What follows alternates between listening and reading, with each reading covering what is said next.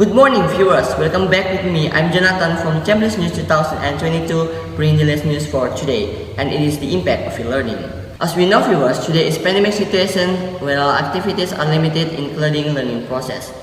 The students and the teachers cannot meet each other directly in school. If the situation happens continually, learning process will be stopped. So, school academy has to decide a policy to continue learning process, however, in limited situation. In this case, they can teach their students without meeting each other.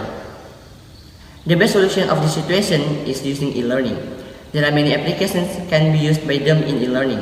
For example, Zoom, Google Classroom, quizzes, and so on. E-learning is learning process that is used as a means in infrastructure in learning without making face-to-face or meeting between students and teachers. E-learning has characteristics. They are the first, using teaching materials, and it can be stored on the computer, then it can be accessed by students and teachers. The second, taking advantage of the technological advance. The third, taking advantage the superiority of computer.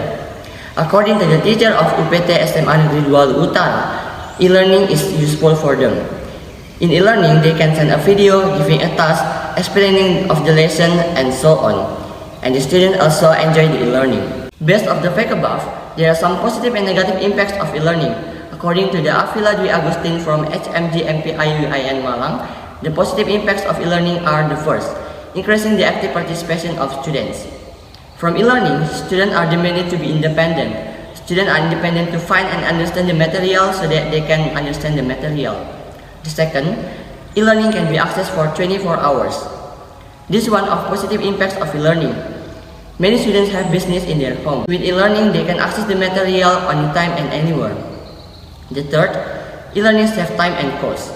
Students don't have to pay for the books or whatever, because e-learning only needs internet quota, so it really helps students. But not only positive impacts, e-learning also has negative impacts. According to the Afila Dwi Agustin from HMG MPIUIN Malang, the negative impacts of e-learning are the first, students are difficult to understand the system in e-learning. This is one of the negative impacts of e-learning, because students are difficult to understand the material without an explanation from the teacher. The second, students are difficult to access it. Not all students have a good network, and maybe they live far from the city, therefore students are difficult to access e-learning. The third, or the last, there is a time limit set by the government. It also of negative impacts of e-learning. We know that many students have their parents at home, and they can access e-learning all the time. Therefore, if the opportunity to access e-learning is limited, it will be difficult for students to learn. In an effort to break the chain of COVID-19 in Indonesia, especially in the education sector, then we must follow and carry out the government policy, it's studying at home. On the other hand, learning online is a good idea, because children's learning can be directly controlled by their parents, so that they can know about their child's academic development. Online learning by using e-learning is effective in this situation. As for the positive and negative impacts, we must be able to respond it wisely. Even though we feel frustrated and tired because we don't master of computer language and the system which is used in e-learning. Keep following the rules of government, obey the health protocols like using a mask, washing your hands, and social distancing. That's all the news for today. Check this out as Chambliss News 2022 for the latest updates. I'm Jonathan. Thanks for watching. Have a great day.